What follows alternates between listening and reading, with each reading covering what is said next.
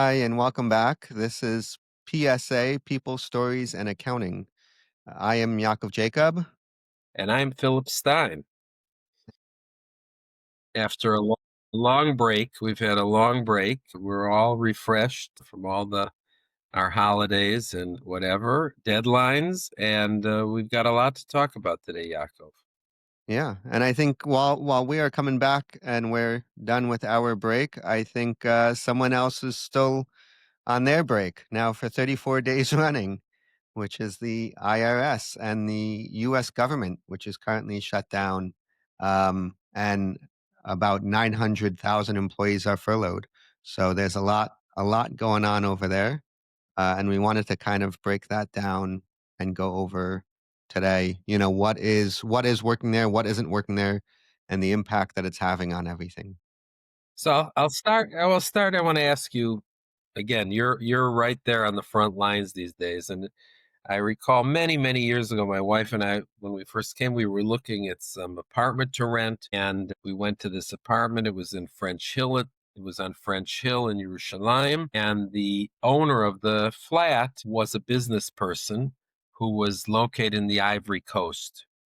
He was doing business in the Ivory Coast in Africa. And I had just noticed in the paper that either we broke or Ivory Coast broke relations with Israel at that time. Something happened with relations in the consul or embassy, whatever we had, it was closed. And I said, wow, very naively, that must be really hard for you not having the Israeli government embassy working. He said, no, actually, things work better when the government is not in in our way. So I throw that back at you. And could it possibly be that things are working better? Maybe you're getting less notices, and maybe there's, you don't have to spend hours waiting on phone calls listening to whatever the tune the IRS is playing these days. I like that. So let's take an optimistic approach here for a second, and let's say that one of the things that is definitely down at the moment is any kind of audits, any kind of IRS assessments that have a human person affecting it. And so people shouldn't feel worried that there's going to be someone knocking on their door as an IRS agent, or someone's going to be calling them up saying that they want to check into their tax returns and the like. All of that isn't happening. While the statute of limitations on tax returns, meaning if you file the tax return, uh, the IRS generally has 3 years in most cases, Right, kind of, right. and that timeline is still running. So let's say this shutdown stretches on and on. That clock is ticking. No one's asking you questions or bothering you. Good sign. So from that perspective, absolutely. However, and this is while I'm usually a big advocate of AI and automations and computer use, the downside of this is notices and IRS systems that just need a computer to spit out some kind of, hey, you owe us money, or we have a problem with your tax return, all of those are still going out.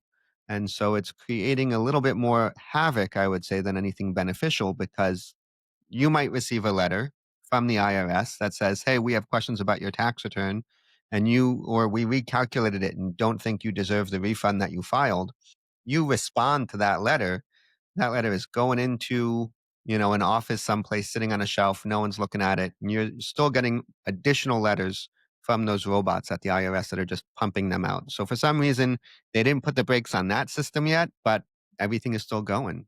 So That's a very important point. One, I think I had shared with you a few weeks ago that I had read that the head of the AICPA had sent a letter to the acting commissioner, which, by the way, there is no commissioner of the IRS at the moment. It's actually the Secretary of Treasury, and asking them to stop these computer generated notices, because those things have a life of their own. And I have seen it because a few years ago, the IRS realized they were having their own problems in collection. So they started outsourcing collection. And I had recently a case where the client, on the one hand, got a letter almost on the same day. We need more time to look into your case. And the same day or a day later, he got a letter from the collection agency saying, we've been assigned this debt. And unless you pay, we're going to garnish your wages or put a lien on your account. And it showed the problems that were in existence before, but it really highlights what you said, that these, as you call it, AI or just old fashioned computer programming, does still makes the person feel quite unsettled and could lead to things like that where they money Yeah, dis I don't know if I would call this AI. I wouldn't call it intelligence of yeah, any right. kind or sort at the Okay. moment, Right. artificial or real. But yeah, so it's I mean, just to kind of set the stage a little bit here, like you mentioned, we don't have an acting commissioner. We have we have someone who's in charge of the treasury that is also stepping up to take the responsibility of running the IRS at the moment. We had in the past year, I think there's been something like 7 different commissioners of the IRS recently, right? I think the shortest running commissioner was Billy Long, Mhm. ironically, um, and that changed. And now with this shutdown that started on October 1st, 2025, and is still going on, it is setting the stage that the IRS they worked for the first 5 days or so afterwards from funding that they had, additional funding. And after those 5 days, they shut down. 50% of the IRS staff has now been furloughed, while about 40,000 or so are still working essential services, what they call. And and this is, I will say, just some fun facts about this shutdown. This longest shutdown prior to this one, can you guess how long it went for? I think I saw something, was it 43 days, maybe? Was Something like 35 days. okay. 35 days, and that was in 2018 going into 2019 was also President Trump, and that was right before COVID, if you remember. So we had this shutdown. We then went into COVID, and what we'll talk about in a little bit, but what happened there was, if you remember, there was 5 million pieces of mail that came in. And so the IRS started COVID having about a backlog of 5 million pieces of mail, and they never I would say they never fully recovered from that. People said it took them over a year to recover, but I don't think they ever recovered. If you remember, we had throughout COVID, it was just getting the backlog was getting bigger and bigger because there was also shutdowns in terms of people not being able to work in the office and the like. The mail got so extraneous that they eventually decided to burn millions of letters that came in, right? And they said, "Don't worry, none of that is going to affect anything. All of the mail that we're burning is just, not important mail," which I don't know how they decided that. And we still are getting notices from the IRS saying, "Hey, we never received a copy of your 2021 tax return." I've seen clients, throughout multiple companies, multiple countries and the like receiving these letters saying, "Hey, we never got a copy of your 2021 tax return." And it was because many of those returns were mailed in and, the IRS never processed them, never did anything with them. And I probably good chance that they burn them up. So it is going to be. I also think that what you said, 34 days. So 34 days, people probably, held out hope they would be going back to work. But this gets a bit longer. People aren't getting paid. People are going to have to look for alternative jobs. And the closer we get to January 1st, I could see a lot of IRS employees looking at those like big signs from our block and saying, we're hiring, and then the government will reopen and these people will have moved on. Yeah. So it's unclear whether th- a shutdown of this length is going to have. You're giving a story about letters being burned, but you could have a lot of desks that are empty. Uh, if And this is post Doge, if you remember, meaning we spoke to some people who took jobs at the IRS, and then Elon Musk and Doge came in, and they let go of a lot of the employees at the IRS. So there was a lot of people who were let go beforehand, so that had to find jobs. So now, the accounting industry is hurting in terms of the job market. Maybe, maybe this will help, infuse it with some more accountants and the so like of these let's IRS. try to maybe break it down. We've got people, and we're going to have another episode about extensions and filing. But someone filed their tax return and is waiting for a refund. Someone has a notice that they wrote to and are waiting for a response. Let's start with those two. Those Yeah, so let's go over exactly those. What's still operating at the IRS, what isn't. It's okay. interesting. What is still operating at the IRS is e-filing, right? Basically, anything automatic, anything electronic is still working. So if you are electronically filing your tax return, that will go through the IRS systems, no problem whatsoever, right? That shouldn't have any kind of problems with it.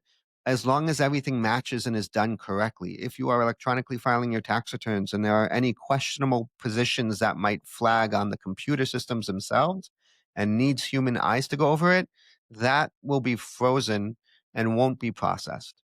Any kind of refunds that you are looking for from your electronically filed tax returns, if everything goes smoothly and a computer can handle it, those refunds will go out. But let's say you don't have an IP PIN, or there was a kid that might have filed a separate tax return and now you're claiming them on your tax return, or any kind of hiccup with that refund, with that tax return, it needs human eyes and that will be frozen and no one is there to kind of work on that or clear that up. Additionally, I would say right now, people can still electronically file their tax returns, right? You have the IRS actually, we'll talk about this in a little bit, but the IRS actually extended the e-filing deadline this year from going from mid-November until almost the end of December, hopefully. They haven't really clarified that 100%, but they said sometime in December, like business returns. That means you can still electronically file your tax return. I have my own beliefs that the reason why they extended it is actually because they don't have the employees to run maintenance on the Makes system, sense. Makes but sense. you can still electronically file it. And so I would stress to people, you know, absolutely, if you have the ability to file your tax return in the next month, if you haven't yet, file it as soon as you possibly can because you want it to be electronically filed. You want that refund to come through to your bank account automatically. If you are filing a tax return next year, if you are filing post this e-file shutdown, you'll have to paper file it. The IRS will not process that at all. It will sit on a shelf and not get touched. And eventually, when they do turn the lights back on at the IRS office, it will be with a huge backlog of mail and responses to notices and tax returns that have to be paper processed, and it will take a very, very long time. So I would absolutely suggest people electronically file their tax returns. If they wait until after this year, there's a good chance that their refunds will also be paper check mailed to them, in which case, then again, that will slow down the process. So, absolutely, from that point of view, if this thing can stretch longer than it already has, being the longest shutdown by the time people are listening to this, I would say absolutely electronically file your tax return Mhm. quickly as you possibly can in order to and make sure that everything is buttoned up and done correctly so that this way you can get that refund smoothly or pay that tax due smoothly and not require any kind of manual assistance. Other things that are online are like where's my refund tools, anything electronic again. You can make payments online still through direct pay or through any of these online systems. So all of that works. So those are the things that are working still. So what you're saying is, some old timer who I remember one. I think one of the worst experiences for my late grandfather was when the Social Security stopped sending checks by mail because there was a whole part of his routine was waiting at the mailbox on the day the Social Security checks were supposed to come in. If they didn't come, it was it was a bit of a mini crisis. But I could imagine people who send in their estimated tax payments, they're not comfortable with electronic those checks. If they're going to try to reconcile their checkbook, that check is not going to be clearing presumably anytime soon. So checks might be the one thing that does, Oh, I would okay. say, meaning the IRS always it could be that it doesn't, but they've always had this uncanny ability that when you send in a tax return with a check included, it will magically that check is received by the IRS and cashed because they want that money, and that's kind of the first thing that they do. Okay. That's top priority. But then all of a sudden, you might get a letter in the mail a few months later, being like, "Hey, we never got a copy of your tax return," which Mm. was in the same envelope. So they somehow have a magical ability to process things. I'm thinking out loud. We have clients who need to they're let's say they're not married to a US person, it's not a US person that needs to file a tax return and needs an what's called an ITIN, individual tax identification number, which does require a paper submission, because Yeah. so you're saying those returns just are going to be So somewhere. there so let's go through some of the things that aren't working there. That's a Okay. great example. Yes, anyone who's filing for an ITIN, likely that it will not be processed in the near future, right? You have a lot of property sales where you send in the 8828, forms. That has always been a problem in the last shutdown, was a problem during COVID. Again, expect it to be a delay and a problematic thing if you are selling your house and there is withholding that is being done on it, right? Uh, Anyone who renounced their citizenship, you have to send in documents and wait for Washington to send it back approved. That is likely going to be delayed with the government shutdown. And worst situation that I could possibly think of is the taxpayer advocate, right? The taxpayer advocate service, which is a branch of the government, which is there for when the IRS doesn't work properly and when people really, really need the help and the assistance. So the taxpayer advocate is a special wing that people can reach out to and they can get help in terms of making sure that the IRS processes their tax return or just speak to someone so that this way it has more of that human touch to it and everything else to make sure things are moving smoothly. That whole service is entirely closed down during the shutdown, so Hmm. there is no human that can assist in a proper way. There is still, you can call the IRS and you can get through to someone there if you are lucky. In the past, the phones were heavily limited already before the shutdown. Now with the shutdown, there is only a more limited number of employees who are picking up phones. So, you can call most days and be told the wait is too long. We're not taking additional calls at this time. Maybe you'll be able to get through to someone. It very, very much depends. And the whole time will undoubtedly be very, very long. So, yeah, anything to do with people, the mailroom, if you are sending back responses to notices that will sit there, tax court hearings, any kind of appeals or tax court hearings also will just be paused until further notice. And you'll have these statute of limitations again, which are going through and the like, but all of that is going to be totally closed for right now. And one other interesting place is actually exempt status, right? So all those 990s, all those non-for-profit applications, all of those are also totally on hold at the moment. So we'll Well, see what happens. it's very interesting. I mean, if you recall, toward the end of the Biden administration, he had passed his big bill, infrastructure bill, which included a considerable increase in budget for the IRS to bring their technology up to 21st century. I'm talking 21st because it still seemed to be deep in the 20th century. They say you wouldn't believe it if you really saw what went on. It's like the Wizard of Oz, what's really behind the screen. They were also supposed to hire a lot of new people, train people. Then Trump came along with his big, beautiful bill. So it just sounds to me, Yaakov, this will end at some point, but it seems like the IRS already was sort of limping Yeah. before this happened. So it seems to be it really could impact people. And I think the good news that I'm taking away from this is that if you're doing things electronically, that's probably life is going to still seem pretty normal. But if you've got to do anything where it requires a human being,